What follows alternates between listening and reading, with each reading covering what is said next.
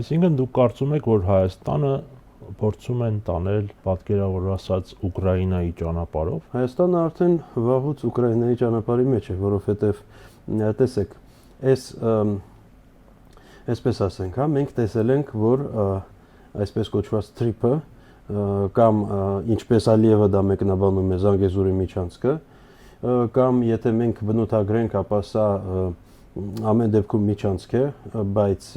ինչ ձևաչափով դեռ պարզ չի, բայց արդեն Թրամփը ակնկալում է, որ 200 տարով կունենա այս տարածքը, Հայաստանի ամենաբարձր ռազմավարական նշանակության ունեցող կետը Մեղրին։ Հա, եւ այստեղ մենք տեսնում ենք, բացի այդ, մենք տեսանք, որ եղել է Արցախյան պատերազմ, որտեղ առաջին հերթին Ադրբեջանը գրավում էր հարավային ճակատ, Արաքսիափը, Իրանի հետ սահմանը, եւ այստեղ իմ կարծիքով որևէ կասկած չկա, եւ ի դեպ Փաշինյանը հենց Պրագայում Եվրոպական քաղաքական հանրության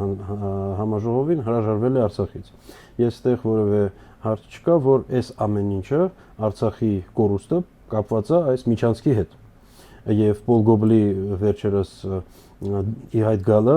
նորից սրա հետ եմ կապում։ Ինքը ասեց, ահա տեսեք, ես դեռ երբ էի ասում։ Չնայած Պոլ Գոբլի պլանի համաձայն լինում էր Մեղրի միջանցքը մյուս կողմից, Լաչինի միջանցքը մյուս կողմից եւ լինում էր Արցախը որպես Հայաստանի մաս, ինքը ասում է, ես ճիշտ էի, բայց ուր է Արցախը։ Այսինքն իրեն հետաքրում էր միայն Մեղրի միջանցքը։ Սրա մասին է խոսքը գնում եւ այս ամեն ինչը եղել է այս միջանցքի համար, աշխարհակահաղականության համար, այսինքն որպիսի էներգակիրներ անցնեն եւ այլն, եւ այսինքն մենք ունեցանք կորուստներ, մենք ունեցանք փախստականներ, մենք ունեցանք պարտություն, բա Ուկրաինայի ճանապարհը ո՞րն է։